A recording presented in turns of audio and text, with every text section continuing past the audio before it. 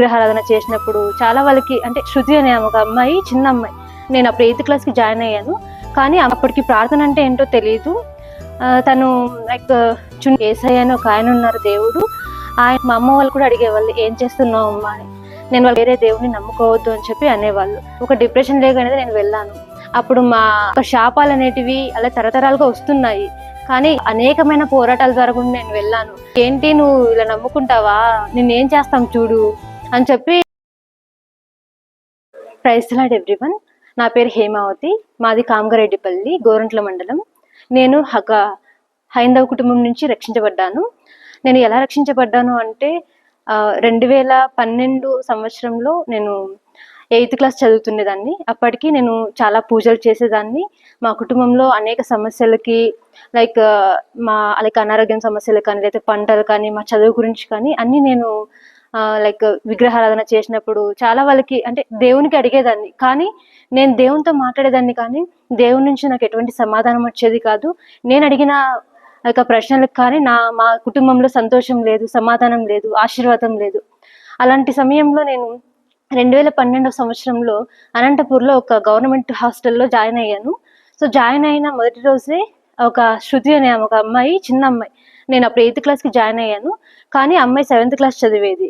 కానీ ఆ అమ్మాయి స్టార్టింగ్లో వచ్చి మన ఇద్దరం ఫ్రెండ్స్గా ఉందామని చెప్పి తను నాకు దేవుని గురించి పరిచయం చేసింది. ఎలా అంటే ఇద్దరం కలిసి అప్పుడు ఫ్రెండ్స్గా ఉన్నాము. ఫస్ట్ డేనే అమ్మాయి పడుకునే ముందు మోకాళ్ళ మీద ఉండి ప్రార్థన చేసేది. నాకు అప్పటికి ప్రార్థన అంటే ఏంటో తెలియదు. తను లైక్ చున్నీ వేసుకొని మోకాళ్ళ మీద ప్రార్థిస్తున్నప్పుడు నేను అడిగా, ఏంటి నువ్వు ఏం చేస్తున్నావు శృతి అని చెప్పి. కానీ అప్పుడు ఆమె చెప్పింది నాకు, ఇది ప్రార్థన అంటాను, యేసయ్య అని ఒక ఆయన ఉన్నారు దేవుడు, ఆయన మాకు సహాయం చేస్తారు, మేము ఆయన్నే నమ్ముతున్నామని చెప్పింది. సో నేను కూడా తెలుసుకుందామని, ఏంటి శృతి ప్రార్థన అంటే ఏంటి, అసలు యేసయ్య ఎవరని చెప్పి అడిగా. అప్పటికి నాకు ప్రార్థన అనేది కూడా తెలియదు. ఆ అమ్మాయి అప్పుడు దేవుని గురించి నాకు చెప్పింది సువార్త. ఎలా అంటే యేసయ్య నీకు ఇప్పుడు మనం చదువుతున్నాం కదా, మంచి జ్ఞానం ఇస్తాడు, అలాగే ఆరోగ్యాన్ని ఇస్తాడు. మనం హాస్టల్లో ఉన్నాం కాబట్టి దయ్యాలంటూ అవి ఇవి అని చాలా భయపడుతుంటాము. కానీ మనకి ఎటువంటి భయం లేకుండా ఆయన తన దూతలను మనకు కావలించుతారు, మనల్ని కాపాడుతారని చెప్పి ఆ అమ్మాయి చెప్పింది. సో ఈ మాటలన్నీ నాకు ఏంటంటే ఆ సమయంకి కావాల్సిన మాటలు నాకు దేవుడు అమ్మాయి ద్వారా మాట్లాడారు. సో అప్పుడు 2012లో దేవుని నేను నమ్ముకున్నాను. అప్పటి నుంచి నా చదువుల్లో కానీ, నా ప్రతి ఒక్క పరిస్థితులు కానీ, నేను ఇంటికి వెళ్ళి ప్రేయర్ చేసుకున్నప్పుడు మా అమ్మ వాళ్ళు కూడా అడిగేవాళ్ళు, ఏం చేస్తున్నావు అమ్మా అని. నేను వాళ్ళకి చెప్పేదాన్ని, అమ్మాయిలో యేసయ్య ఉన్నారు, ఆయనకి నేను ప్రార్థన చేస్తున్నాను, ప్రార్థన చేస్తే యేసయ్య ప్రతి ఒక్కటి వింటారు, సహాయం చేస్తారని చెప్పి. అలాగే మా పంటల విషయంలోనూ నేను మా నాన్నతో పాటు తోటలోకి వెళ్ళినప్పుడు మా నాన్నకు చెప్పేదాన్ని, నాన్న ఇలా యేసయ్యకి ప్రార్థన చేస్తే మంచి పంటలు ఇస్తారు అని చెప్పి. సో అలానే చేసేవాళ్ళం. దేవుని కృపను బట్టి నా 10th క్లాస్ వరకు వచ్చాను. 10th క్లాస్లో ఇంకా నేను మొత్తం 10th క్లాస్ వరకు విగ్రహారాధన చేసేదాన్ని. కానీ 10th క్లాస్లో ఏంటంటే దేవుడు నాకు ప్రతి ఒక్కరిని లైక్ శృతి అనే అమ్మాయి 8th క్లాస్ 9th క్లాస్ వరకే ఉంది. కానీ 10th క్లాస్లో తను మా పీజీ చేంజ్ అయిపోయింది. అప్పుడు దేవుడు నన్ను వదలకుండా ఇంకొక అమ్మాయి, స్వరూప అనే అమ్మాయి నాకు పరిచయం చేశారు. సో అమ్మాయి కూడా దేవుని నమ్ముకున్న ఒక బిలీవరే. తను నాకు ఫ్రెండ్ అవ్వడం, ఇద్దరం మేము ప్రార్థన చేసుకోవడం, అలా ప్రతి ఒక్క పరిస్థితిలో కూడా దేవుడు నాకు ఎవరినో ఒకరిని తోడుగా ఉంచారు.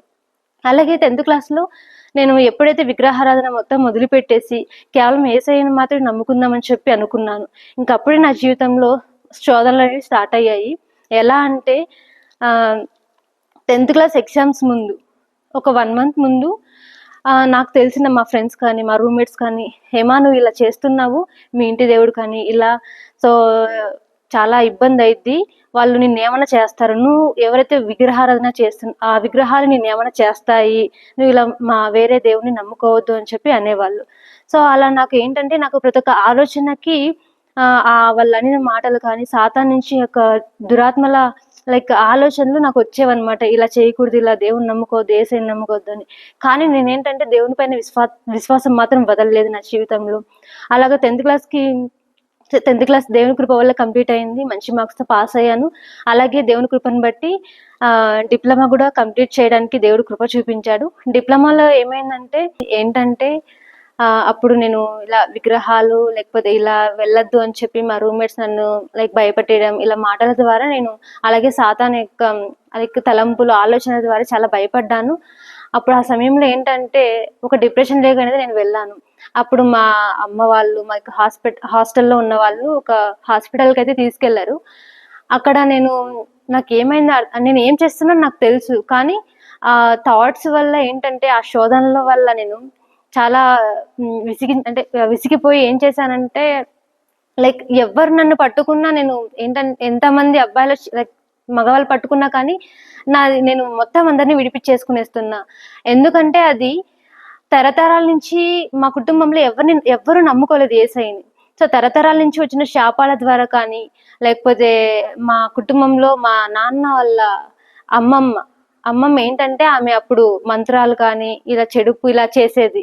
సో, అప్పటినుంచి మా కుటుంబంలో ఏంటంటే అక్కడ శాపాలనేటివి అలా తరతరాలుగా వస్తున్నాయి. కానీ ఎప్పుడైతే నేను యేసయ్యని నిజమైన దేవుడిని నమ్ముకున్నానో, యేసు రక్తంలో అంటే యేసు నామంలో చాలా శక్తి ఉందని మనకు తెలుసు. వాటికి ఎందుకంటే సాతాను శక్తులు ఏమున్నా కానీ యేసు నామంలో వెళ్ళిపోతాయి. యేసయ్యకి అంత శక్తి ఉంది. సో, అలాగా నా జీవితంలో నేను యేసయ్య మీద విశ్వాసం ఉంచగా అనేకమైన పోరాటాల ద్వారా కూడా నేను వెళ్ళాను. ఈ సాతాను తంత్రములు కానీ, వాడి యొక్క శక్తుల ద్వారా నేను ఎంతగానో విసిగించబడ్డాను. సో, అలాగా హాస్పిటల్‌లో నాకు ఇలా కట్టేసి బెడ్‌కి ఇలా చేతులు 2 కాళ్ళు కట్టేశారు. కానీ ఏంటంటే నాకు పక్కన మొత్తం ఒక సౌండ్స్ వినిపిస్తున్నాయి. ఆ దురాత్మల సౌండ్స్. "ఏంటి నువ్వు ఇలా నమ్ముకుంటావా? నిన్నేం చేస్తాం చూడు" అని చెప్పి నేను కళ్ళు మూసుకున్నప్పుడు అవి మాట్లాడుతున్నాయి. ఆ మాటలు నేను వింటున్నాను. నాకేం చేయాలో అర్థం అవ్వట్లేదు. ఒక పక్కన భయమైతుంది. ఇంకో పక్కన యేసయ్య మీద మాత్రం విశ్వాసం ఉంచాను. సో, ఇంక దాని తర్వాత నన్ను అనంతపురం నుంచి ఇంటికి తీసుకొచ్చారు. ఇంటికి తీసుకొచ్చినప్పుడు ఓకే. బానే ఉన్నాను బస్‌లో మొత్తం. దాని తర్వాత నైట్ ఏమైందంటే మా ఫ్యామిలీతో కలిసి నేను ఫుడ్ తింటుండగా జస్ట్ అలా ప్లేట్‌లో రైస్ పెట్టుకొని ఒక ముద్ద ఇలా పెట్టుకోవడానికి వెళ్ళాను. అప్పుడు ఏమైపోయిందంటే మొత్తం ఈ నోరు మొత్తం ఈ సైడ్‌కొచ్చేసింది. మా ఫ్యామిలీ సాక్ష్యం దీనికి. వాళ్ళు చెప్తారు వాళ్ళకడిగితే. ఈ చెయ్యిలనేటివి నాకసలు కదలలేదు. ఎలా అయితే ఇలా పట్టుకున్నానో ఇవి స్టక్ అయిపోయాయి. మొత్తం నాకు మాట రావట్లేదు. ఈవెన్ ఈ మెడ కూడా తిప్పట్లేదు. అంతా స్టక్ అయిపోయింది. నోరిలా మొత్తం సైడ్‌కొచ్చేసింది. ఎందుకలా జరిగిందో నాకు అర్థం అవ్వట్లేదు కానీ, అప్పటికే మా కుటుంబంలో ఏంటంటే నాకింక బైబిల్ ఇవ్వకూడదని చెప్పి వాళ్ళు బైబిలు నాకు దేవుని పరంగా ఏవైతే ఉన్నాయో అన్నీ వాళ్ళు దాచిపెట్టేశారు ఇంకివ్వకూడదని చెప్పి. సో, అది అలా అయిన వెంటనే ఇంక మా అమ్మ భయపడిపోయి వెళ్లి బైబిల్ తెచ్చిచ్చింది దాచిపెట్టిన దగ్గర నుంచి. సో, అప్పుడు వెంటనే మా అమ్మ అది బైబిల్ తీసి ఇలా నా ముందర పెట్టగానే నేను వాక్యాలు చదువుతుండగా మొత్తం ఇది నోరు కానీ, ఈ మెడ మొత్తం అన్నీ సో, ఎలా ఉన్నా వాళ్ళ నార్మల్ కండిషన్‌లోకొచ్చేసాయి. సో, అలా జరిగింది. ఇంకా మా ఊరు వాళ్ళందరూ కూడా ఏంటంటే, ఈ అమ్మాయికి ఏదో పట్టింది. ఏదో దెయ్యం పట్టింది అని చెప్పి చాలా భయపడిపోయారు. అలాగా నాకేంటంటే ఒక డిప్రెషన్‌లో ఫస్ట్ 10థ్ క్లాస్‌లో ఇలా శోధన స్టార్ట్ అయింది. దాని తర్వాత డిప్లొమాలో, దాని తర్వాత బీటెక్‌లో కూడా ఇలా శోధనల గుండా వెళ్ళాను. నాకు ఒకటే అనిపిచ్చింది. మా ఊరు నిజంగానే ఒక నెనెవే పట్టణం లాంటిది. సో, యోనాని ఎలాగైతే దేవుడు అక్కడికి పంపించారో సో, నేను కూడా అనుకుంటున్నాను దేవుడు నన్నిక్కడ రక్షించాడంటే, దేవుడు మా ఊరంతటిని రక్షించాలని చెప్పి. సో, నాకు అసలు మా కుటుంబం ఎలాంటిదంటే ఎవరు కూడా పెద్దగా పట్టించుకునేంత కాదు. మా బంధువులు కూడా బాగా ఉన్నోళ్ళు. అందరూ ఉన్నోళ్ళే. కానీ మా నాన్న, మా అమ్మ వాళ్ళేంటంటే లైక్ యథార్థంగా అంటే ఇలా బ్రతికేవాళ్ళు. దేవుడు మాకసలు ఎటువంటి యోగ్యత లేదు. కానీ మా కుటుంబం నుంచి దేవుడు నన్ను రక్షించుకొని ఉన్నారు. ఆయన చిత్తానుసారంగానే దేవుడు నన్ను పిలుచుకున్నారని చెప్పి దేవుడు అనేక సార్లు వాగ్దానం ద్వారా దేవుడు నాతో మాట్లాడారు. ఇంకా ఇలా ఈ సాతాను ఈ తంత్రాల నుంచి దేవుడు నన్ను విడిపించాడు. ఇంకా మా ఊర్లో ఏంటంటే ప్రతి ఒక్కరు కూడా ఈ అమ్మాయికి ఈ దేవుడిని నమ్ముకోవడం వల్లనే ఇలా అయిందేమో అని చెప్పి దేవుడిని లైక్ ఇలా చాలా మాటలనటం నాకు చాలా బాధ కలిగింది. నేను అప్పుడే చాలా బాధైపోయింది. దేవునికి అవమానకరంగా నేను జీవించాను మా ఊర్లో అని చెప్పి. సో, ఈరోజు ఆ కాలంలో అప్పుడేంటంటే ఊరందరూ కూడా నన్ను లైక్ ఇలా వెళ్ళొద్దింక దేవుడిని నమ్ముకోద్దని చెప్పేవాళ్ళు. కానీ నాకేంటంటే మా ఊరందరి ముందే అనేదాన్ని. లేదు నేను సువార్త చేయాలి. దేవుని సేవలో నేను వాడబడాలి అని చెప్పి నాకు ఆశ ఉండేది. నేను దేవుడిని నమ్ముకున్నప్పటి నుంచి కూడా నేను దేవుని సేవ చేయాలి. ఒక ఎవాంజలిస్ట్ అవ్వాలి. దేవుని సేవ చేయాలని చెప్పి ఇదే నా మైండ్‌లో తిరుగుతుంది. నేను ఏం చేసినా గానీ ఆయన మహిమ కొరకు చేయాలని చెప్పి. కానీ అనేకమైన శోధనల గుండా, అనేకమైన పాపాల గుండా వెళ్ళాను.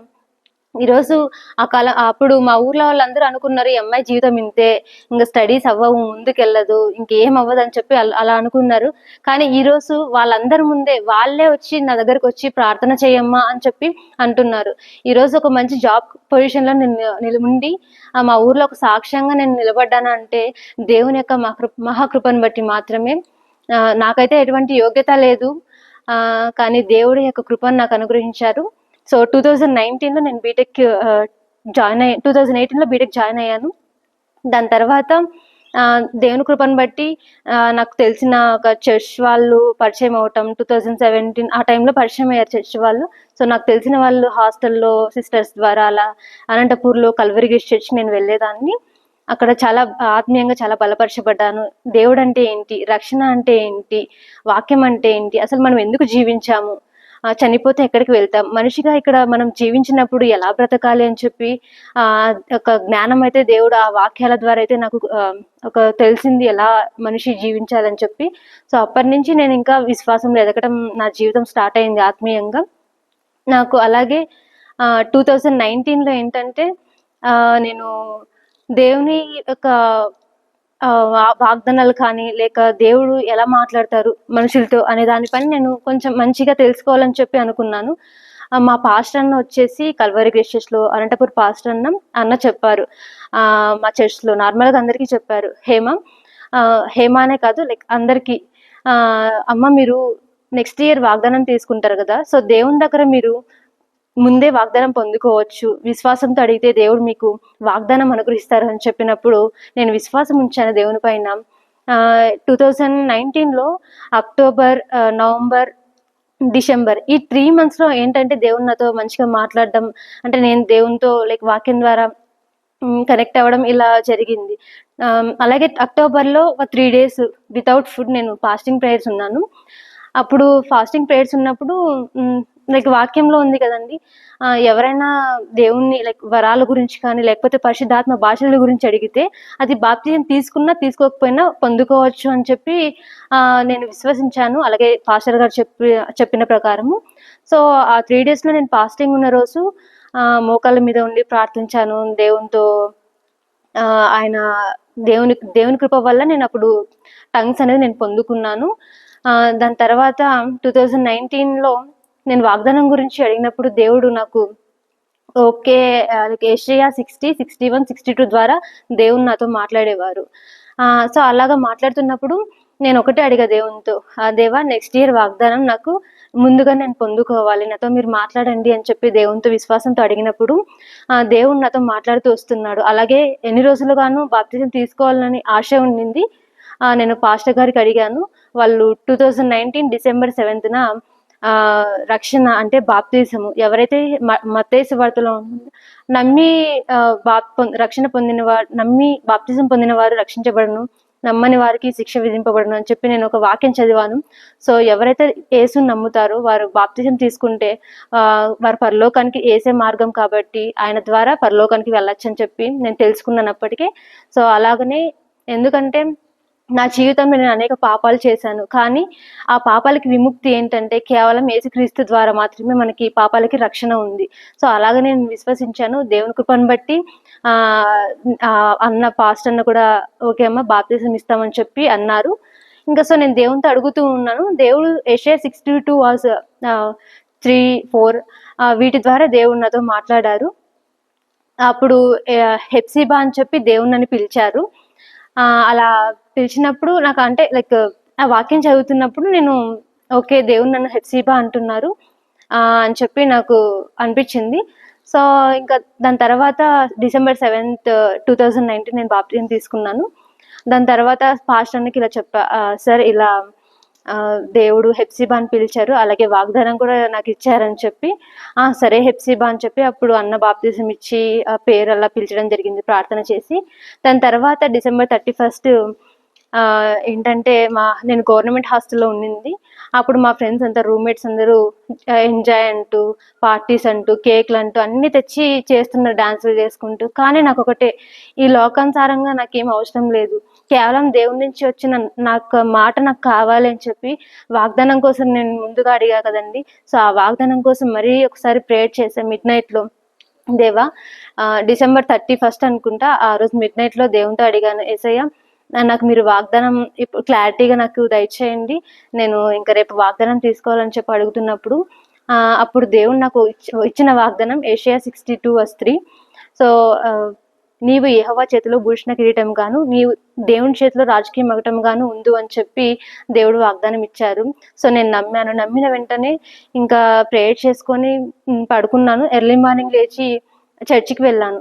జనవరి 1, 2020 చర్చికి వెళ్ళిన తర్వాత అక్కడ ప్రేయర్స్ అయిపోయి, ప్రార్థనలు మొత్తం వాక్యం అంతా అయిపోయిన తర్వాత వాగ్దానం తీసుకుంటున్నప్పుడు నేను ఒక వాగ్దానం తీసుకున్నాను. వచ్చి ప్రేయర్ చేసుకొని ఆ వాగ్దానం చూసేసరికే అది ఏముందంటే దేవుడైతే నాకు ఏదైతే ముందుగానే తెలియపరిచారో అదే ఉంది. యెషయాలో 62:3లో నీవు యెహోవా చేతిలో భూషణ కిరీటం గాను, నీ దేని చేతిలో రాజకీయ మకుటం గాను ఉంది అని చెప్పి ఒక వాగ్దానం ఉంది. సో అదే వాగ్దానం నాకు రావడం జరిగింది దేవుని కృప వల్ల. అలాగే దాని కింద వర్డ్స్ లోనే ఉంటది హెప్సిబా అని. సో అలాగా దేవుడు నన్ను హెప్సిబా అని పిలిచారు. అలాగా నా జీవితంలో 2020లో అలా అయింది. దాని తర్వాత 2021లో నా బీటెక్ కూడా కంప్లీట్ అయింది. సో మా ఫ్రెండ్స్ అందరికీ జాబ్స్ వస్తున్నాయి. బీటెక్ కంప్లీట్ అయిపోయింది. నేనేం చేయాలో అర్థం అవ్వట్లేదు. ఆ టైంలో ఏంటంటే నేను అందరితో కలిసి మా ఫ్రెండ్స్‌తో కలిసి హాస్టల్‌లో ఉండి చదువుకుంటున్నాను. ప్రిపేర్ అవుతున్నాను. అందరూ బీటెక్ అయిపోయిందని చెప్పి ఇంక అందరూ మ్యాథ్స్ ఖాళీ చేసి వెళ్ళిపోయారు హాస్టల్‌లో. ఇంకా మా రూమ్‌లో నేను ఒక్కదాన్నే ఉన్నాను. అప్పుడు ఎగ్జామ్స్ రాయాలంటే ఇది కరోనా సర్టిఫికేట్ ఉండాలని చెప్పారు. సో నేను హాస్పిటల్‌కి వెళ్ళి కరోనా టెస్ట్ చేయించుకున్నాను. అప్పుడు ఏమైందంటే అది పాజిటివ్ వచ్చింది. సో కలెక్టర్ ఆఫీస్ నుంచి మా ఊరికి కాల్ వెళ్ళటం, మా ఊర్లో డాక్టర్స్ నాకు కాల్ చేసి అమ్మ ఇలా ఉంది నీకు, సో కరోనా పాజిటివ్ వచ్చింది, మీరు దయచేసి ఇంటికి వెళ్ళండి, ఎవరితో కూడా మీరు మీట్ అవ్వకండి అని చెప్పి అలా చెప్పారు. సో నేను భయపడలేదు, దేవుని మీద విశ్వాసం ఉంచాను.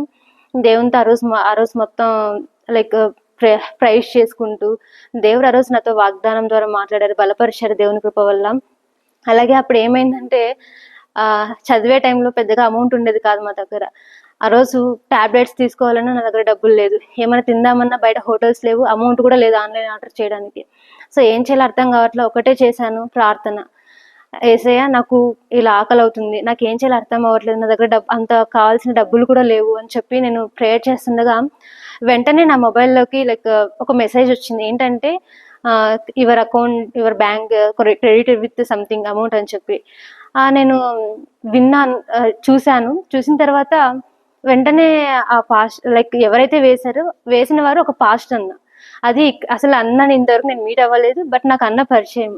అన్న కాల్ చేశా, అన్న ఇలా మీరు ఐ థింక్ తెలియకోకుండా నా అకౌంట్కి అమౌంట్ వేశారు, నేను రిటర్న్ చేస్తున్నా అంటే అన్న అన్నారు, అమ్మ లేదమ్మా, ఎందుకో దేవుని ప్రేరేపణ వల్ల నేను అమౌంట్ మీకు వేశానని చెప్పి. చూసారా, అసలు ఒక విశ్వాసంతో ప్రార్థన చేశాను, దేవుడు అద్భుత రీతిగా నా జీవితంలో ఆ రోజు అది అమౌంట్ తక్కువైనా సరే కానీ అప్పుడు నాకు కావాల్సిన రీతిగా టాబ్లెట్స్ కానీ ఫుడ్ కానీ కావాల్సిన అమౌంట్ వారి ద్వారా దేవుడు వేయించగలిగారు.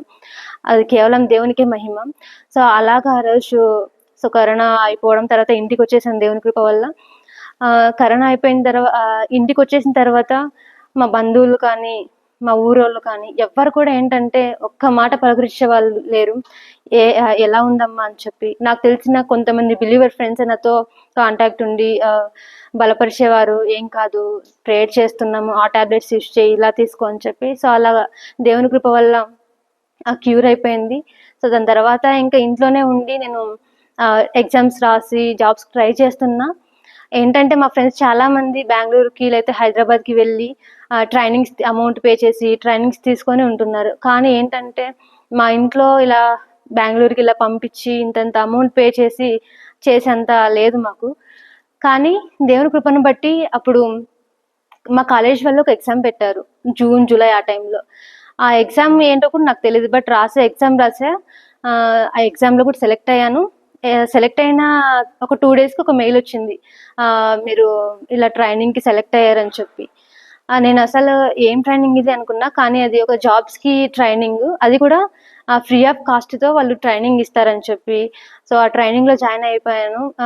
దేవుని కృప వల్ల మంచిగా ట్రైనింగ్ అంతా కంప్లీట్ అయింది. అలాగే దాని తర్వాత ఒక ఎగ్జామ్ అయితే మాకు పెట్టారు, క్యాప్జెమినీది. అలాగే చాలా డిఫరెంట్ కంపెనీస్ది. దానిలో క్యాప్జెమినీ జాబ్ కూడా నేను సెలెక్ట్ అయ్యాను. ఎగ్జామ్ రాయడానికి సెలెక్ట్ అయ్యాను.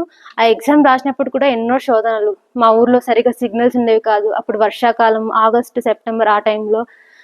వర్షాల వల్ల మా అమ్మ ఇంటి మీదకి వెళ్ళి గొడుగు పట్టుకొని గొడుగు కింద ఆ ట్రైనింగ్ వాటికి అటెండ్ అయ్యే డేస్ కూడా ఉన్నాయి.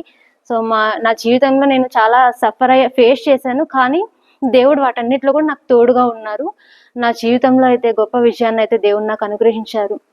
అలాగా ఇంటర్వ్యూ అయిపోయింది. ఇంటర్వ్యూ అయిపోయిన తర్వాత అప్పటికి చెప్పాలంటే నేను చదివింది ఆంధ్రాలో కాబట్టి పెద్ద కమ్యూనికేషన్ కూడా ఉండదు మా కాలేజెస్లో. కానీ దేవుని కృప వల్ల వాళ్ళ హృదయం దేవుడు మార్చి దానికి సెలెక్ట్ అయ్యేలా చేశారు. అలా జాబ్ విషయంలో కూడా దేవుని కృపను బట్టి జాబ్లో నేను స్థిరపడ్డాను క్యాప్జెమినీలో. అసలు నా జీవితంలో ఏంటంటే మా బంధువులు అనుకుంటారు ఈ అమ్మాయికి ఇంత జ్ఞానం లేదు అసలు, కానీ ఇలా డిప్లొమా చేసింది, బీటెక్ చేసింది జాబ్లో అని చెప్పి. ఇదంతా నిజంగా చెప్తున్నా, నా వల్ల అయితే కాదు, నాకు అంత జ్ఞానం కూడా లేదు. దేవుని కృప వల్ల మాత్రమే. ఆయనకు ప్రార్థన చేయగా ఆయనే జ్ఞానం అనుగ్రహించేవాడు. యాకోబు 1:5 అనుకుంటా, జ్ఞానం కొదువుగా ఉన్నాడల్లా దేవుని అడిగితే ఆయన ఎవరిని గద్దింపక ధారాళంగా ఇస్తారని చెప్పి వాక్యం ఉంది. సో అదే రీతిగా దేవుని నేను జ్ఞానం అడిగాను. ఆయన తన కృపను తన చిత్తానుసారంగా దేవుడు నాకు జ్ఞానాన్ని అనుగ్రహించాడు. అలాగే ఇది నా జీవితంలో సాక్ష్యం. మా కుటుంబంలో ఏంటంటే చిన్నప్పటి నుంచి మా కుటుంబంలో నేను ఒక హైందవరాలుగా పెరిగాను, ఒక పూజలు చేస్తూ. వాళ్ళకు కూడా ఏంటంటే ఒక విశ్వాసంలో వాళ్ళు స్థిరపరచబడ్డాడు. వాళ్ళకి నేను చెప్పే రీతిగా దేవుడిలా సహాయం చేస్తారు, పంటల విషయంలో కానీ, ఆరోగ్య విషయంలో కానీ. దేవుడు మేము ప్రార్థన చేయగా మా కుటుంబంలో కూడా ఎన్నో అద్భుతాలని, లైక్ ఆశీర్వాదాలని మేము చూసాము. మా అన్న జీవితంలో కూడా ఏంటంటే మా అన్నకి పెళ్ళి అవ్వదు అని చెప్పి మా ఊర్లో వాళ్ళు కానీ, మా రిలేటివ్స్ చాలా మంది ఈ అబ్బాయికి మ్యారేజ్ అవ్వదు అని చెప్పి అనుకున్నారు. కానీ ప్రార్థన చేయగా దేవుడు ఒక చక్కటి అమ్మాయిని దేవుడు మా అన్నయ్యకి అనుగ్రహించారు. అలాగే వాళ్ళకి దేవుడు ఒక మంచి బాబును కూడా ఇచ్చారు, అలాగ ఆశీర్వదించారు. ఈరోజు మా కుటుంబం మొత్తం చాలా సంతోషంగా ఉంది. లాస్ట్ మంత్ కూడా ఒక టెస్టిమోనీ జరిగింది. ఏంటంటే మేము వరి వేసాము. సో వరిలో ఏంటంటే అనుకోకుండా ఒక తెగులు వచ్చింది. సో తెగులు వచ్చినప్పుడు నేను అప్పుడు అరకు ఫీల్డ్లో మిషన్ ఫీల్డ్ వెళ్ళాము. అప్పుడు మా కుటుంబం వాళ్ళు కాల్ చేసి చెప్పారు. ఎర్లీ మార్నింగ్ మా అన్నయ్య వీడియో కాల్ చేసి చాలా బాధతో, అమ్మ ఇలా వరి ఏదో తెగులు వచ్చింది, ఏం చేయాలో అర్థం అవ్వట్లేదు, ఒక ప్రార్థన చేయని. నేను దేవుణ్ణి నమ్ముకొని 12 సంవత్సరాలు అవుతుంది. ఎన్ని రోజుల్లో మా అన్నయ్య నోటి నుంచి ప్రార్థన చేయని చెప్పి ఎప్పుడు వినలేదు. కానీ ఆ రోజు మా అన్నయ్య వీడియో కాల్ చేసి ప్రార్థన చేయి అని నిజంగా అంటే వాళ్ళ విశ్వాసం విత్తనం అయితే విత్తబడింది, విశ్వాసం కూడా ఉంది వాళ్ళకి. సో అలాగ మా అన్నయ్య అన్నాడు. మళ్ళీ ఈవినింగ్ మా అన్నయ్యకి తెలియకుండా మా అమ్మ కాల్ చేసి ఇలా వరి ఇలా అయిపోయిందమ్మా, ప్రార్థన చేయని చెప్పి అదే రోజే మా అమ్మ నైట్లో కూడా నాకు కాల్ చేసి అడగడం నిజంగా అంటే నాకు చాలా సంతోషం వేసింది. దీన్ని బట్టి ఒక వాక్యం నాకు గుర్తొచ్చింది. ఏంటంటే పౌలు శీలలు బంధించబడినప్పుడు అప్పుడు వాళ్ళ సంఖ్యలు తెగిపోయినప్పుడు అక్కడ ఒక ఆయన ఉంటారు. సో సేమ్ ఆయన వాళ్ళ కుటుంబం అంటే ఒక ఇంటిలో ఒకరు రక్షించబడితే వాళ్ళ కుటుంబం మొత్తం రక్షించబడుతుంది అని చెప్పి అపొస్తలుల కార్యంలో అనుకుంటాం. సో అలా దేవుడు కృపను బట్టి అలా కుటుంబం మొత్తం రక్షించబడుతుందని చెప్పి నేను నమ్మాను. సో అలాగనే దేవుని కృపను బట్టి మా కుటుంబంలో మా నాన్నకి, మా అన్నయ్యకి, లైక్ అందరికి కూడా చాలా మందికి విశ్వాసం వల్ల అయితే బలపరచబడ్డారు.